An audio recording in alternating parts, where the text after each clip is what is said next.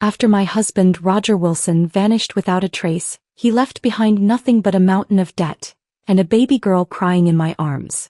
Bill collectors came banging on the door, smashing everything in sight. I had no choice but to take my daughter, Alicia, and live a life on the run, hiding from one place to the next. For 30 long years I worked tirelessly day and night without pause or complaint. I paid off every cent of that debt, built a modest fortune of my own, and raised Alicia into a strong, capable woman.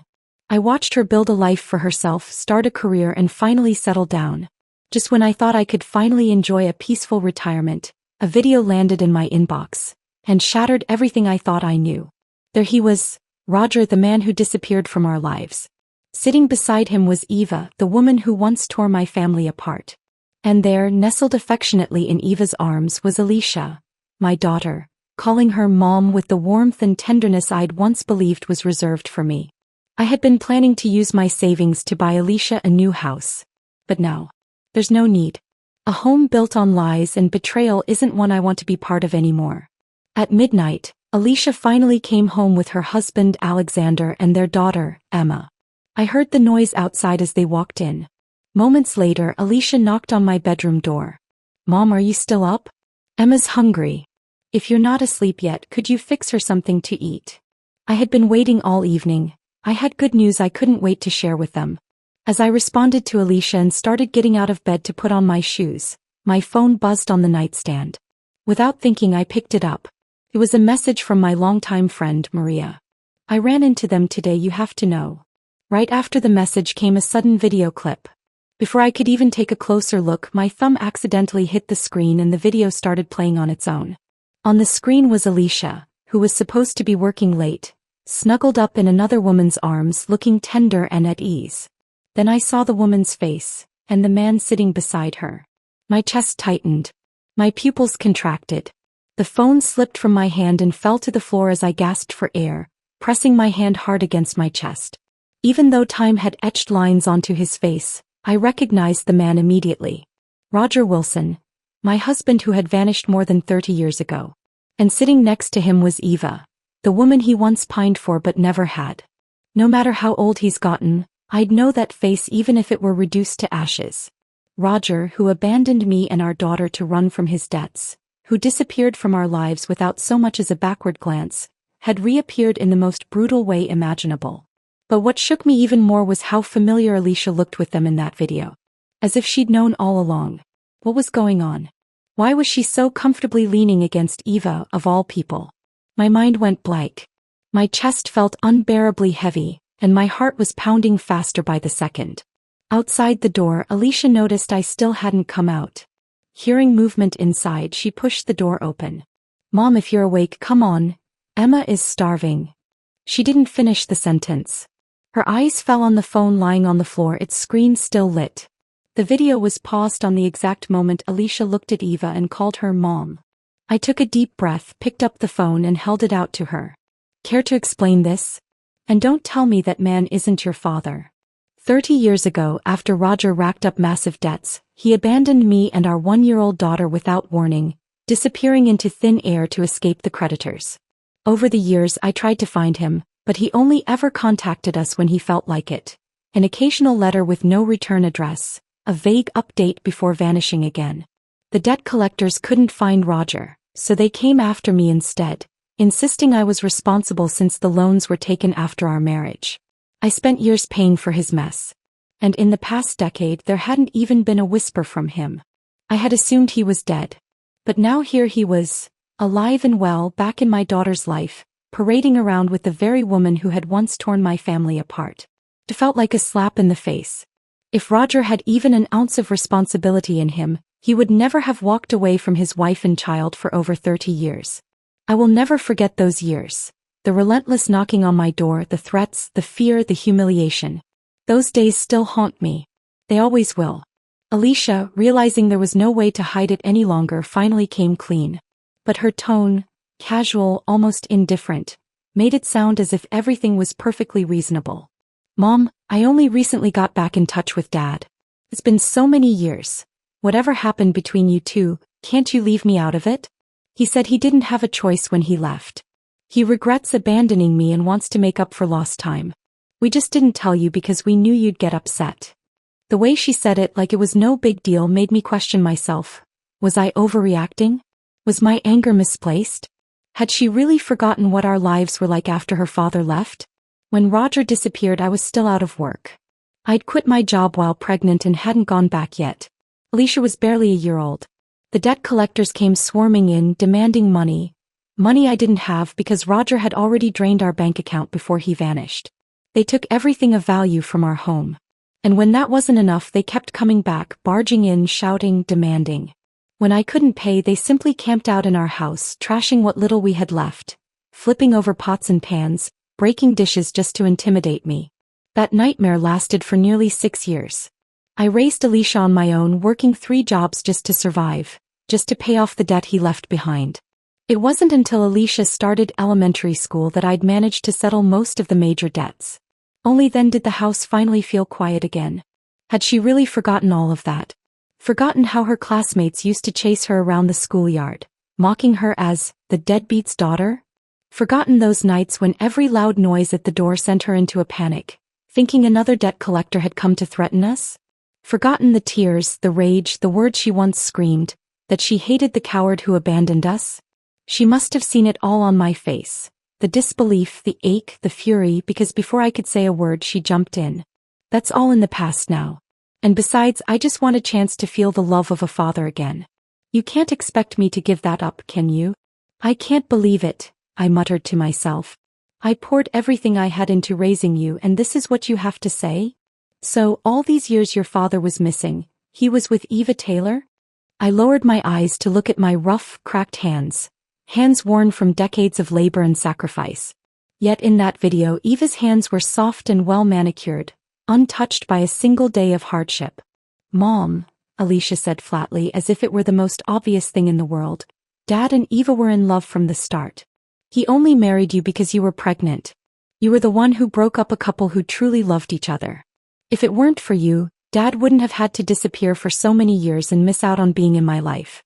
You were the one who never let him go. Hearing her defend them so passionately, I couldn't hold back the fury that surged inside me. I raised my hand, almost striking her in a moment of rage. You're going to hit me? Alicia stared at my hand in disbelief. The noise drew Emma and Alexander into the room. Emma didn't hesitate, she ran straight toward me, throwing her tiny fists against my legs over and over, shouting with each hit. You're a bad grandma. I hate you. You're mean to my mom. You're a terrible, awful grandma. I like Eva better. I don't like you, you're old and ugly. Alexander stood there awkwardly, making no attempt to stop her. My heart sank. In that moment it hit me, cruel and clear. To them, I'd always been nothing more than an outsider in this house. I was the one who raised Alicia single-handedly. When she got married and threw herself into her career, it was only natural she called me to help raise Emma. I spent my entire life working, sacrificing, giving everything I had.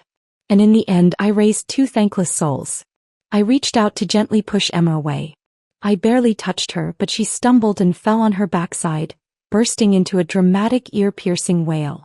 Alicia shot me a furious glare and rushed to scoop her daughter into her arms, her eyes red with anger. Dad was right, she snapped. You always explode like some hysterical lunatic whenever things don't go your way. So what if Emma hit you a few times? She's just a child. No wonder Dad left you for 30 years. I stared at her, stunned. I couldn't believe those cruel, gut-wrenching words had come from my own daughter's mouth. So now you're saying it's my fault your father abandoned us? A flicker of guilt crossed Alicia's face, but she still spoke coldly, defensively. That's not what I meant. I'm just saying, what's done is done. Can't you stop making a scene? But I was already too tired, too hurt, to argue with her anymore. Give me Roger's phone number. She froze. Her whole posture changed, suddenly alert, guarded, suspicious. Mom, you're not planning to go after Dad and Eva, are you? I took a deep breath. I couldn't believe how foolish my daughter had become. I paid off your father's debts for decades. Now that he's back, why shouldn't I ask for what's owed to me? The bitterness in my heart was suffocating. All those years of sacrifice, reduced to nothing in her eyes. And Alicia, without missing a beat, snapped back. You have no right to ask him for anything. You chose to pay those debts. I let out a bitter laugh, staring at the daughter I thought I knew. In that moment I realized I'd never truly known her at all. I raised her for more than 30 years. Yet in her heart, I couldn't compare to a father who had never lifted a finger for her. I was done. Get out, I said, my voice shaking with fury. I don't want to see you again. This is my house. If anyone's leaving, it's you. Alicia shot back, defiant and unapologetic. She was sure I wouldn't go, convinced I had nowhere else to turn. When she got married, I sold my old house to help her buy a new one. That's how I ended up living here with them. And back then I had already drained my savings paying off Roger's debts. She knew all of that. That's why she felt so secure now, why she could throw me out without a second thought. I let out a long, weary sigh.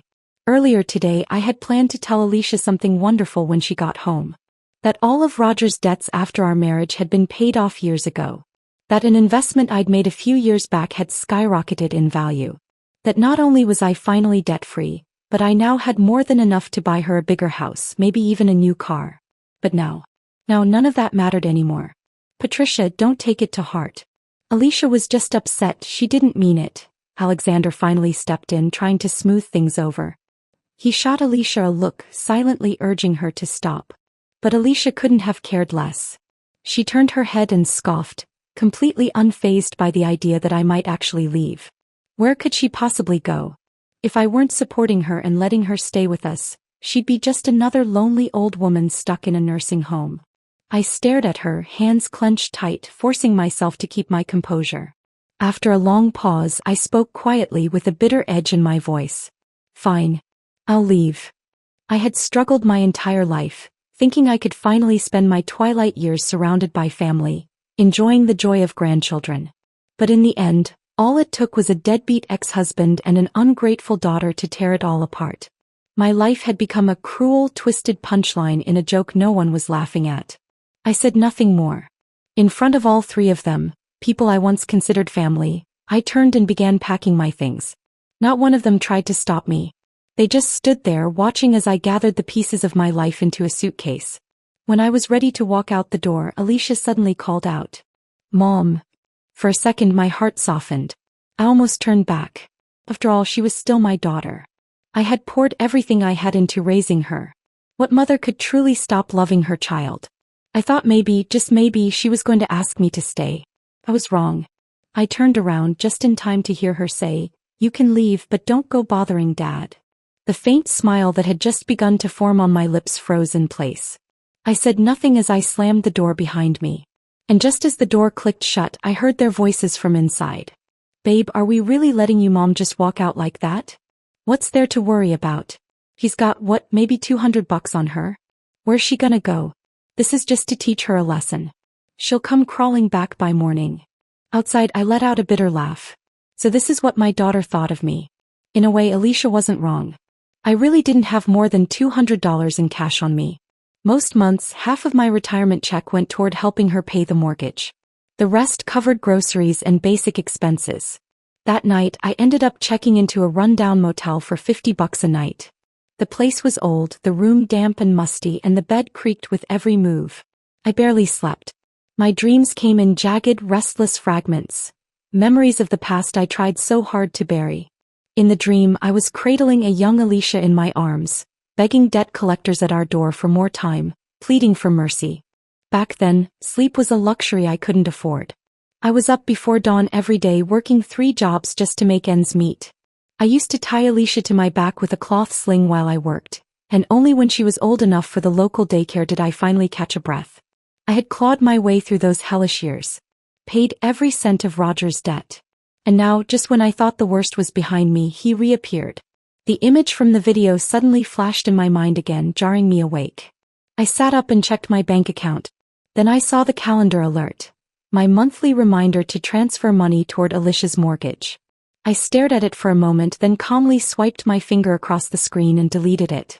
And for the first time in a long while, I felt a faint, fragile sense of relief. I got up, determined to start fresh. The first thing I did was buy myself a new phone. The old one was nearly 8 years old. A birthday gift I had bought for myself. Alicia had once mentioned buying me a new one, but I told her not to waste money and she never brought it up again. So the old phone just stayed with me until now. After getting the new phone, I called a real estate agent. I wanted to look at move-in ready apartments, something fully furnished and easy to settle into. What I didn't expect was to run into Roger and Eva. Even more ironic, we were eyeing the exact same property. There's a reason they say nothing burns hotter than hatred when enemies meet. That moment had finally come. Eva appeared out of nowhere, clinging tightly to Roger's arm, as radiant and smug as ever. She was well into her 50s now, just like me, but somehow still looked like the pampered princess she'd been 3 decades ago, untouched by hardship, glowing from years of indulgence. The real estate agent, clearly trying to drive up the price, made a show of it in front of me. These two just returned from Germany. They're planning to sign the contract today. I let out a cold laugh, eyes fixed on Roger. Is that so? Since when can debt-dodging lowlifes travel abroad? Eva didn't miss a beat. Tightening her grip on Roger's arm like she was staking a claim, she snapped. Patricia, it's been decades. Can't you let go of my husband already? Your husband? I casually tucked a strand of hair behind my ear and looked her in the eye. Eva had misunderstood one thing. I had nothing left for Roger but contempt. But that didn't mean I'd missed the perfect opportunity to mock them both. Are you sure he's your husband? Because last I checked, when Roger got himself vanished, we were still legally married. And over all these years I never filed for divorce. I glanced at her again. So you've spent all this time clinging to someone else's husband and still have the nerve to act proud of it? Of course Roger wouldn't stand by while his precious Eva got insulted. He pulled her into his arms, his brow furrowed in indignation. Patricia, I admit disappearing without a word was wrong. But I'm here now to finalize our divorce. I couldn't help but laugh in his face. Of course he wants a divorce. Now that I've paid off every cent of the debt he left behind. Not a moment sooner. He can have his damn divorce. But every dollar I spent cleaning up his mess, every year of my youth I wasted carrying the burden he abandoned, I want it back. Fine. You want a divorce? Then start by paying me back everything I covered for you over the past 30 years. Until then, forget it. Roger gave me a look like he'd expected that. You haven't changed a bit. Still all about the money. My jaw clenched so tight I thought my teeth might crack. Anyone else could accuse me of being materialistic. Anyone but him. A man who vanished after saddling me with his debts, who left a new mother to fend for herself against a storm of creditors, had no right to say a damn word. All the years of humiliation, sacrifice, and silent rage erupted in that moment. My eyes locked onto a broom leaning against the wall of the backyard patio. In one stride I grabbed it and charged straight toward Roger. You bastard. Who the hell do you think you are, judging me? You've got the nerve to come back now? I suffered for you, slaved away for you, picked up every broken piece you left behind, while you played house with your mistress. 30 years you were gone. Why didn't you just stay dead? I seemed to be losing all control, swinging the broom with everything I had, fury pouring out with every strike. Roger darted around the room, stumbling and dodging, completely overwhelmed. No one dared stop me. Not until I finally let out some of my anger and stood there, panting and shaking with rage. And just then, right at that moment, Alicia walked in. Mom, what are you doing? Alicia rushed to Roger's side, shielding him like he was the one being attacked, her face full of concern for him, and nothing but disgust and fury when she looked at me. Since the moment I left home yesterday, she hadn't sent a single message. Not one word of concern. But now for Roger, she'd shown up in the middle of the workday, dropping everything. Father and daughter stood united, while Eva, who'd been content to stand by smugly just moments ago, now casually sauntered over. Almost as if to provoke me further, Alicia deliberately slipped her arm through Eva's and leaned against her with exaggerated intimacy. Look at yourself, Mom, she snapped.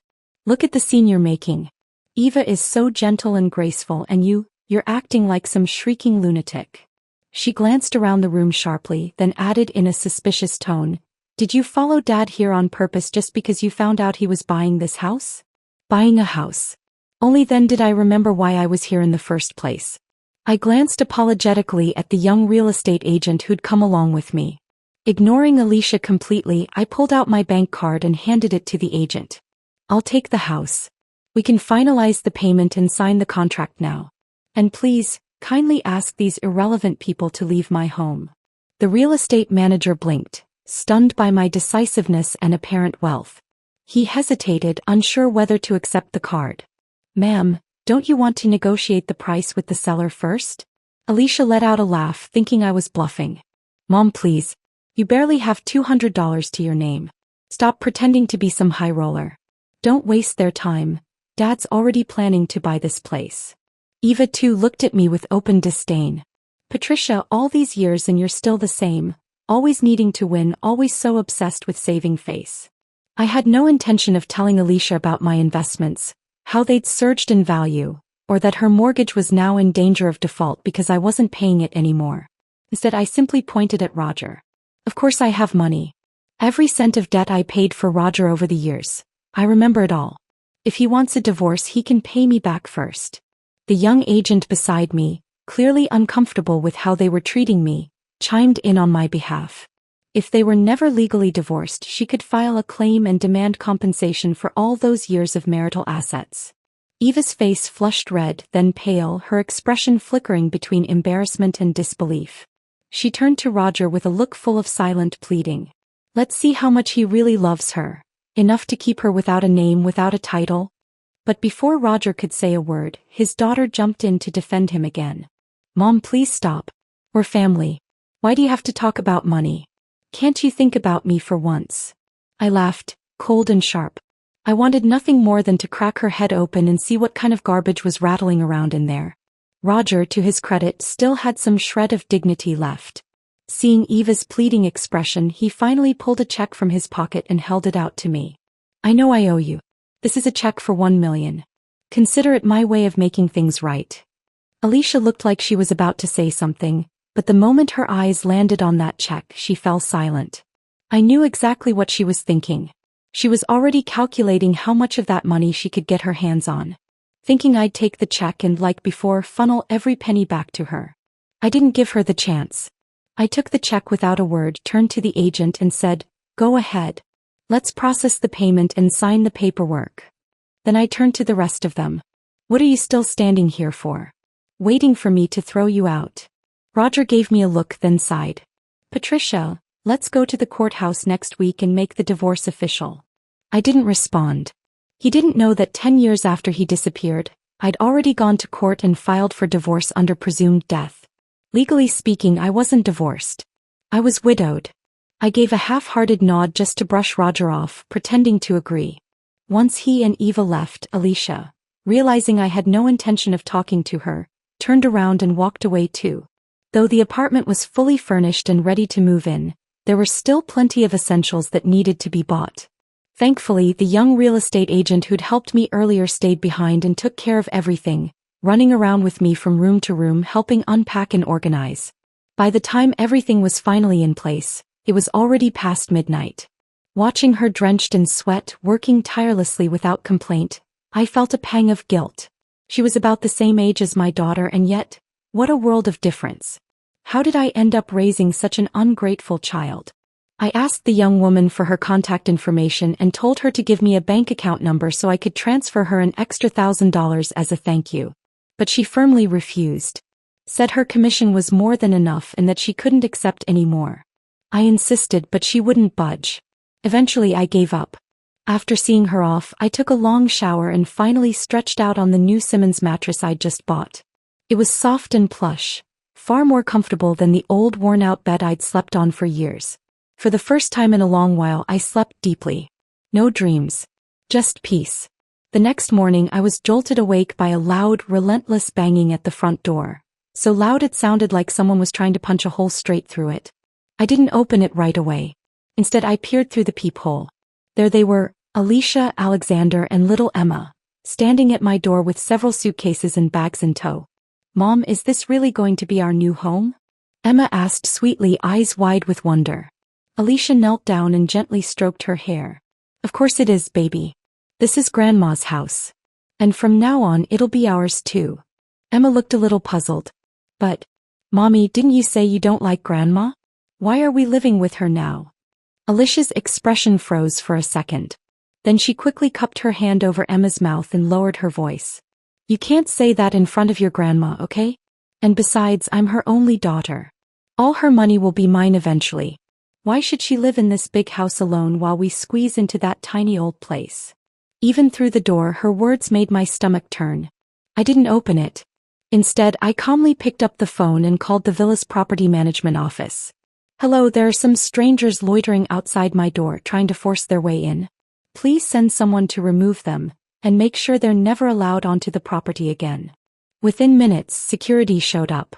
From behind the door, I could hear Alicia yelling and protesting, her voice rising higher and higher. But when the guards warned that they'd call the police if they didn't leave immediately, the three of them had no choice but to turn around and slink away in defeat. After Alicia and her family were kicked out, she started flooding my phone with messages. Mom, you're really that heartless? I said a few things and now you want to cut ties with me completely? Why can't you ever think about things from my perspective? Dad only has one daughter, me. He and Eva never had children. If I stay close to them, their inheritance will eventually be mine. Is it really that hard for you to tolerate them for my sake? You used Dad's $1 million to buy a house. I didn't say a word. And now you're holding a grudge against me? Fine. Just don't come crawling back to me when you're old and useless, begging me to take care of you. I didn't respond to a single message. The more I stayed silent, the more unhinged her texts became, bitter, spiteful, completely out of control. And yet, watching her unravel like this, I felt nothing but relief. She was losing her mind over the thought of me having a single million. What if she found out there was still a sizable investment account in my name? God knows how greedy she'd get. In that moment, I had to admit, Alicia had inherited every ounce of Roger's selfishness. This family was well and truly broken. When the court date Roger had suggested finally arrived, I didn't go. I hadn't heard a word from him. Instead, it was Alicia who jumped in to defend him again, calling me full of indignation. You took Dad's money. Why won't you divorce him? I knew it. You're still clinging to him, aren't you? Eva's been so patient staying by Dad's side all these years.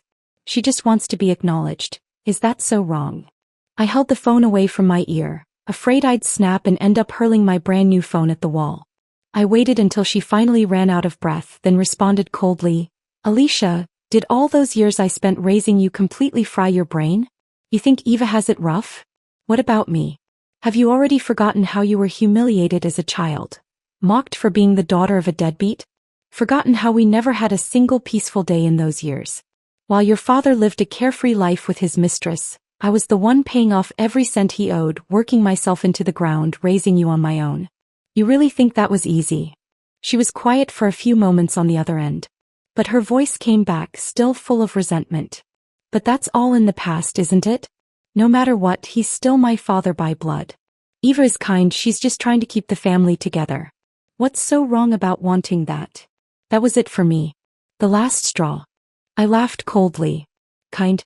You really think Eva's a saint? You think it's a coincidence they suddenly showed up again? Now, after I've paid off everything and built a comfortable life? She's cozying up to you because she sees you as a ticket to an easier future. She knows I was the one who did all the dirty work and now she wants to enjoy the rewards. Through you. Think about it. Why else would a woman be so eager to bond with her old rival's daughter? You really think she's doing this out of love? I paused, then asked her one final question. I'm going to ask you once, just once. Who are you choosing? Your father, or me? The silence that followed said everything. Alicia had made her choice. She chose Roger, the man who abandoned us for 30 years and gave her nothing but a last name. Well then, that $3 million sitting in my investment account? She wouldn't see a dime of it. Fine, I said. From now on you're no longer my daughter. Don't call me mom again. Don't contact me and don't come near my home. I hung up without waiting for a reply. Then for good measure I sent her the legal death certificate I'd had issued years ago for Roger when I filed for divorce. Your father's already dead. Who am I supposed to divorce? A corpse. Then I blocked every single number and contact linked to Alicia and her family. And just like that I erased them from my life. I didn't even have to imagine it. I could already picture Roger's expression the moment he found out he'd been legally declared dead. That must have been a hell of a scene. Of course they tried to come looking for me, but the security at the villa stopped them right at the gate. Even if they did somehow manage to force their way in, I wouldn't hesitate to call the police and charge them with unlawful entry. Roger had spent all those years hiding in the shadows, scraping together a bit of money under the radar. Now he was just trying to come back, latch onto Alicia for support in his old age, and finally give Eva the legitimacy she'd been craving for decades.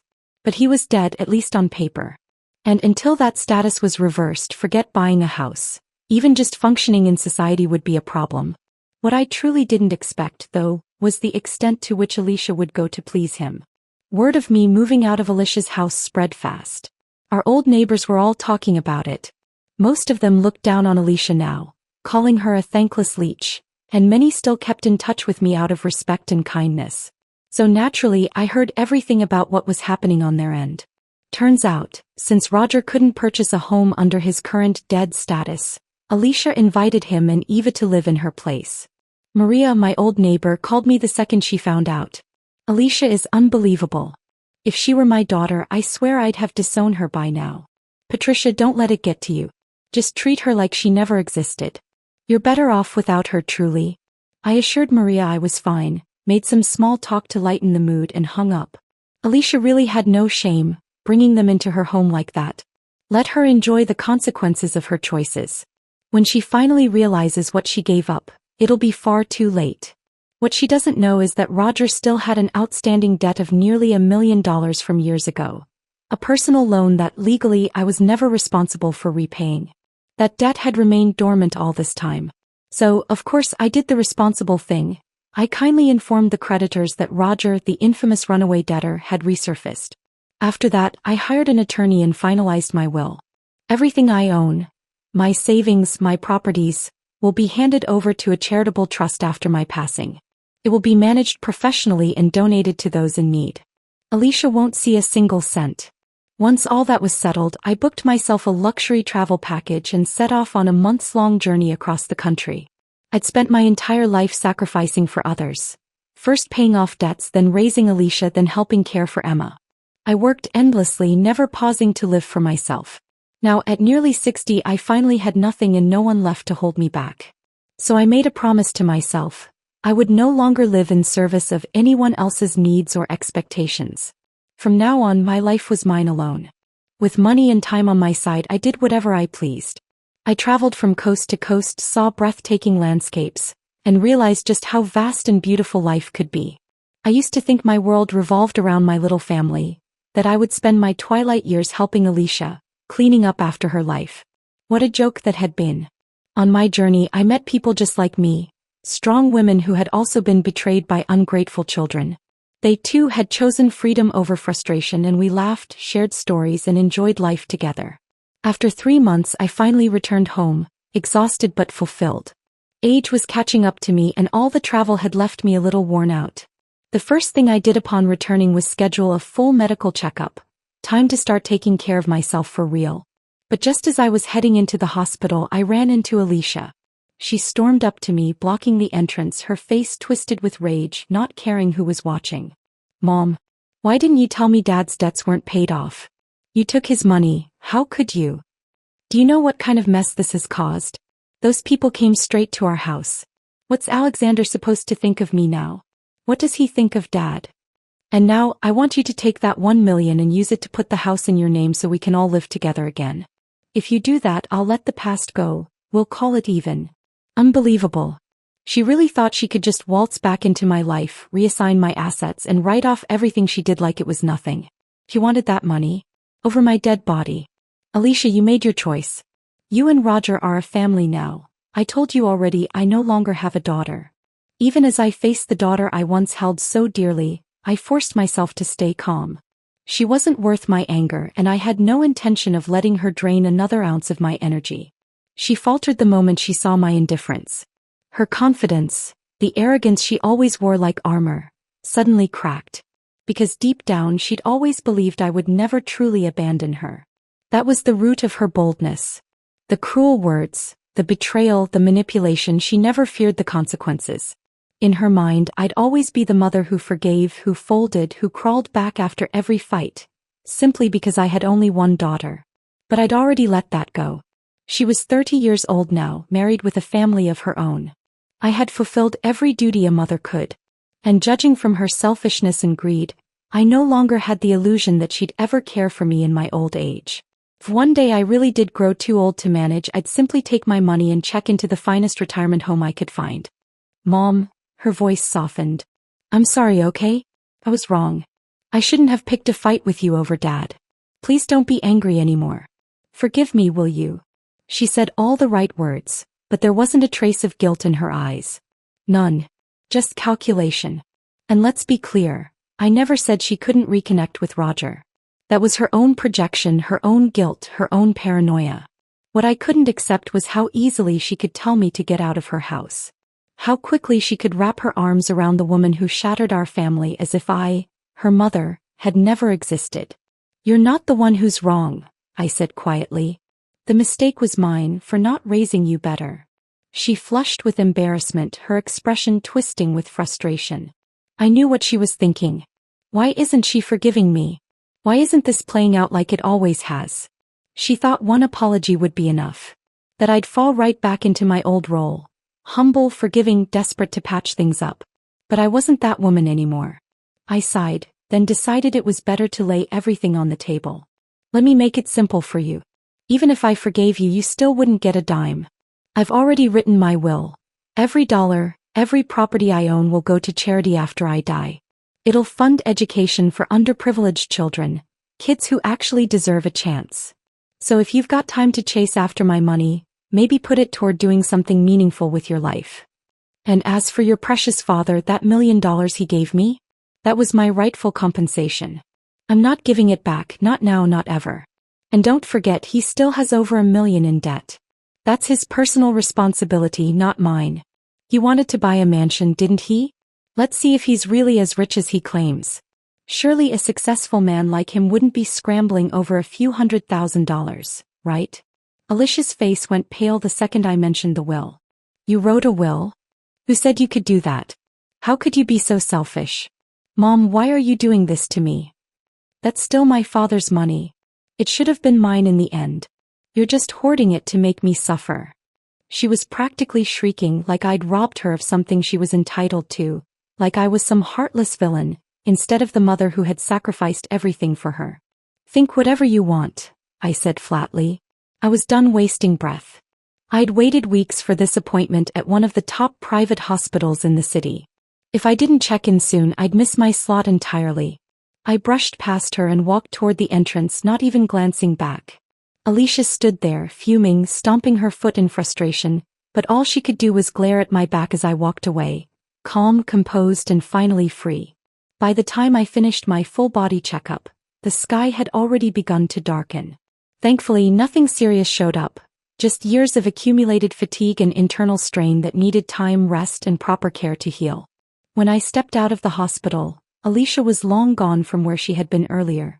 I didn't think twice about it.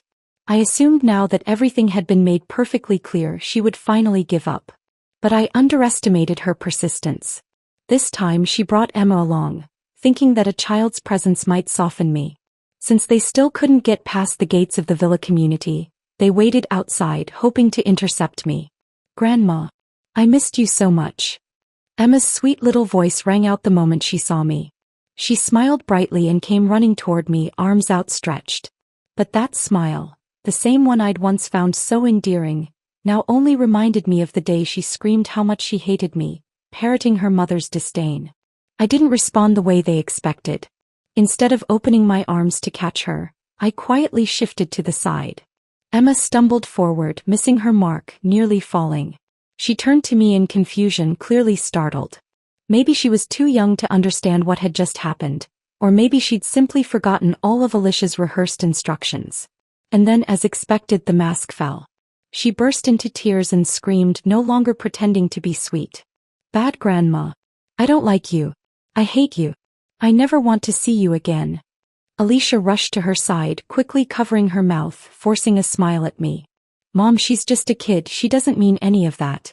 She was saying how much she missed you before we came. Emma kept crying for a while before finally quieting down, her small face still scowling at me with resentment. Children don't know how to lie, not really. It was clear that under Alicia and Alexander's influence, she'd long stopped seeing me as her grandmother. And yet I was the one who fed her bottles, changed her diapers, stayed up at night to comfort her. I had no patience left. I didn't even want to look at them anymore. Don't come looking for me again, I said coldly. I've told you already, you're not getting a single cent from me. But Alicia, instead of walking away, suddenly dropped to her knees in front of me, her eyes red and swollen. I was caught completely off guard. What the hell are you doing? Even if you kneel, it won't change a thing. Mom, her voice broke and tears finally started pouring down her face. Something happened. Everything's fallen apart. Dad took Eva and ran off with all our savings. Every penny. Alexander said, if I can't get the money back, he's going to divorce me. When the debt collector, who had long written off the possibility of ever seeing that money again, found out Roger was back, of course he came knocking. At first, Roger played the part of a reformed man. Said he'd made it in business, said he could absolutely repay the debt. The collector, taken in by his polished appearance and confident words, gave him a few days' grace. But the truth was, Roger didn't have that kind of money. If he did, he wouldn't have been mooching off Alicia in the first place. It didn't take long before the debt collector realized he'd been duped again. Roger clearly had no intention of paying anything back. He was even preparing to disappear just like he had all those years ago. Panic set in. The collector began showing up at Alicia's doorstep every day, shouting and demanding repayment, turning their household into chaos. That's when Roger got desperate. He came crawling to me trying to get back the $1 million check he'd given me. Patricia, come on, we were married once. Just give me that money back for now. I swear I'll return it when things settle down. He spoke with the kind of humility he hadn't shown in years. No longer the smug man I'd seen standing next to Eva at the open house. I looked at him and felt nothing but contempt. The same man who had vanished for 3 decades, leaving me to drown in his debts while he lived blissfully with his mistress, now had the audacity to ask for a favor? What a joke. If you want me to consider it, Roger, get on your knees and apologize. It was a cruel little jab, a sarcastic throwaway line. But to my surprise, he actually did it. He dropped to his knees and begged, shame and desperation etched into his face. I glanced toward Eva and raised my brows. She should kneel too. She's been enjoying the good life all these years while I was stuck cleaning up your mess. A little bow of apology from her wouldn't be too much, don't you think? Roger's pride twisted in his face, but he turned to Eva and said through gritted teeth, Eva, just do it. For me. For us. Eva's face flushed red, then white, her lips trembling in outrage. You want me to kneel to her? Her voice was shrill, sharp as broken glass. I smiled mockingly. Don't want to kneel? Then don't bother asking for the money. Roger clenched his jaw and gave her a pleading look. And eventually, despite every bit of fury and humiliation, Eva knelt beside him, tears in her eyes, humiliated and bitter. But as I looked at the two of them groveling on the floor, I didn't feel victorious. I didn't feel vindicated. I just felt empty. All those years of suffering, suddenly none of it seemed to matter anymore. I gave a faint, cold smile. I've thought about it. My answer's still no. Roger snapped his head up, disbelief and rage twisting his features. You're joking. No, I'm not. And if you try anything, just remember, this place is under surveillance. Any threats, any violence, and I'll make sure you get arrested before you even reach the door. That money you gave me wasn't a gift. It was repayment, for 30 years of debt and suffering you dumped on me. You don't get to take it back. I turned and walked away, leaving their curses behind me. They were nothing now, just a pair of clowns scrambling for scraps. But Roger wasn't finished. Since he couldn't get anything from me, he turned his eyes toward Alicia. She hadn't suspected a thing until she found the home safe emptied out. All their savings, every piece of jewelry, every valuable item she'd hoarded over the years, including the gifts I'd once scrimped and saved to give her, gone. At first she thought it was a burglary. She called the police, filed a report. But the investigation made everything crystal clear. Roger and Eva had vanished. Again. Just like 30 years ago. Worse, because Roger's legal identity hadn't been fully restored, tracking him down now was nearly impossible. He'd taken more than $30,000 in cash, and with the jewelry and valuables, the loss was easily over $500,000. That's when I realized, Alicia had never been struggling. She'd only pretended to be poor just to keep bleeding me dry. Alexander, unable to bear it anymore, blamed her for bringing a thief into their home. He gave her an ultimatum: recover the money or face divorce. With nowhere else to turn, Alicia came crawling back. She stood before me, the daughter I once held so dearly, now crying helplessly in shame and desperation. Did I feel pity? A little. Maybe. But only briefly. Because I knew, if I helped her now, I'd only be enabling her again. And years down the line, she'd forget it just like every sacrifice I'd ever made. She'd still turn her back on me the moment it suited her. She needed to fall. She needed this failure to finally face reality. Why had she ever believed that a man who abandoned her for 30 years would suddenly become a devoted father overnight? Regret came too late. Go home, I said quietly. I told you before, I no longer have a daughter. She looked at me in disbelief, then broke down completely, collapsing to the ground in tears. But no matter how bitter her cries, no matter how much her shoulders shook with sobs, it didn't change a thing. Some damage can't be undone. Some wounds don't heal with apologies. I don't know exactly how Alicia managed to clean up the mess after everything fell apart. Only that, in the end, Alexander did go through with the divorce. Whatever was left in their joint bank account was split and used to pay off part of the mortgage early. In the settlement, they divided the house equally, but Alexander eventually paid Alicia a lump sum to buy out her share. Then he threw her out, along with Emma. He didn't even bother fighting for custody. From what I've heard, he barely pays the court-ordered child support, and even that meager amount never arrives on time. Honestly, I can only say this: men are all the same. What Alicia never knew was that, even before the divorce, I had already seen Alexander shopping arm in arm with another woman, their body language far too intimate to be innocent. Divorce was inevitable. It was just a matter of time. After the split, Alicia's entire demeanor changed. She became volatile, irritable, and bitter. It wasn't long before she made a mess of a major project at work and was promptly fired. Now she's living off what little money she had left from the divorce, crammed into a run-down trailer with Emma. Eventually she picked up some nasty habits: gambling, drinking, spiraling down. By the time Emma was old enough to start school, Alicia couldn't even afford the enrollment fees. In the end, I couldn't bear to see the child suffer for her mother's choices.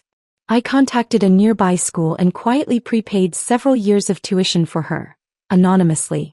Because no matter what, a child deserves an education.